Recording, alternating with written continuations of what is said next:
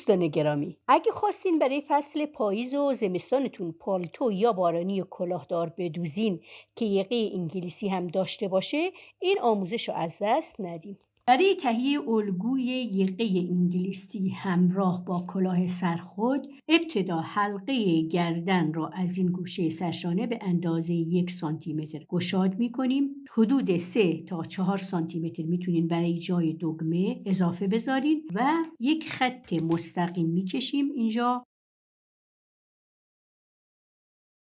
این 1 سانتیمتری هم که اینجا حلقه گردن رو گشاد کردیم به همان روالی که گردی دور حلقه گردن داخل میشیم و از این گوشه میتونیم 2.5 تا 3 سانتیمتر پایین بیایم. بستگی به این داره که میخوایم دال یقمون اینجا کجا قرار بگیره. به همون روالی که حلقه گردن بود اینو امتداد میدین و به اندازه‌ای که میخواین دال یقتون اینجا قرار بگیره به این قسمت اضافه میکنین که من حدود 8 تا 9 سانتیمتر پیشنهاد میدم. خوبه این اندازه.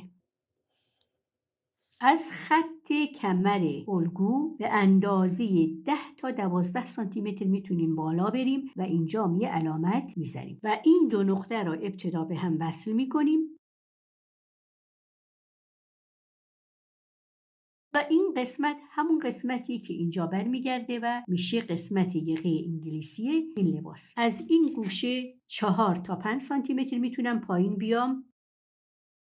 از پایین لباس به هر قدی که لباستون شده، از این خط، نه از این خط، از این خط به اندازه 4 تا 5 سانتیمتر هم اینجا میتونین داخل رفته. ابتدا به صورت یک خط مستقیم و از اینجا به بعد وصل میکنم رو این علامتی که روی سرشانه داشتم. حالا باید اینو جداگانه رولت بکنم برای سجاف این قسمت. برای طراحی کلاه از این گوشه به اندازه 4 تا 5 سانتیمتر داخل میریم، یه علامت میزنیم. از اینجا تا اینجا 2 تا 4 سانتیمتر میتونین اینو در نظر بگیرین. اینجا هم یه علامت میزنیم. این دوتا را که به هم وصل کنیم قسمت دوم یقه انگلیسی که روی این قسمت به جای اینکه برگرد یقه رو طراحی بکنم کلاه طراحی میکنم. یک خط مستقیم ابتدا میکشم.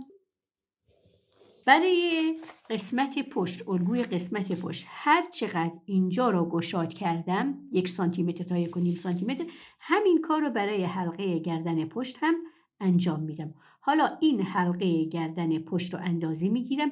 هر چقدر که شد میتونم به اضافه 4 تا 5 سانتیمتر بکنم برای این خطی که برای کلاه میخوام. از این گوشه به اندازه 35 تا 40 سانتیمتر بالا میریم. حداقل 35 سانتیمتر باید این بلندی باشه. از اینجا یک خط مستقیم میکشیم تا روی این خطی که قبلا کشیدیم همدیگه رو قطع بکنن. این میشه بالای کلاه. روی این قسمت بالای کلاه از اینجا 2 سانتیمتر داخل میریم و 1/3 این قسمت رو به دست میاریم و اینو وصل میکنیم اینجا که این قسمت روی بالای سر یک مقدار بهتر بخوابه. بعد از اینجا میتونیم 1/2 این قسمت رو به دست بیاریم و این گوشه رو هلال میکنیم که فرم کلاه روی سر خوب باشه. کار دیگه هم که میتونیم انجام بدیم، میتونیم از این گوشه حدود 1 تا 2 سانتیمتر بیرون بیایم و اینو روی این لبه کلاه وصل بکنیم. بازم اینم برای اینکه ایستایی کلاه بهتر باشه و فرم خوبتری روی سر پیدا بکنه. روی این قسمت میتونیم همون اضافه‌ای که گذاشتیم 2 سانتیمتر روش پنس بگیریم. این قسمت دوریزه که هر چقدر از داخل حلقه گردن اضافه داشتیم رو اینجا میتونیم یک پنس به بلندی 10 سانتیمتر بگیریم.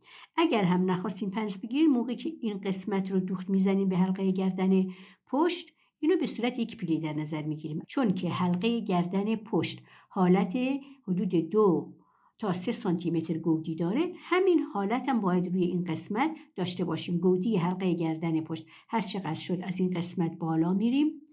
بعد به صورت هلال، همون هلالی که روی حلقه گردن پشت داریم، همون هلال هم اینجا رسم میکنیم و این قسمت هم دور ریز میشه. برای این قسمت ما سجاف تهیه کردیم برای یقه انگلیسی. این قسمت کلاه هم باید سجاف داشته باشه، یا میتونین کلا اینو دو لایه در نظر بگیرین، اون موقع براش سجاف تهیه نمی کنین، یا اگر خواستین سجاف تهیه بکنین از این گوشه حدود 4 تا 5 سانتی متر داخل برین، یک خط مستقیم میکشیم، این قسمت رولت میشه و میشه سجاف این قسمت کلاه. اگر خواستین آستردار هم باشه از اینجا به بعدشو میذارین روی آستر، ولی این قسمت میره روی پارچه اصلی و به این لبه که دوخته بشه میشه سجافی که موقعی که یه قرار برمیگردانین روی این قسمت لباس، این سجاف همرنگ خود لباسه. این شد قسمت کلاه با سجاف و این هم بالاتنه همراه با یقه انگلیسی و سجاف.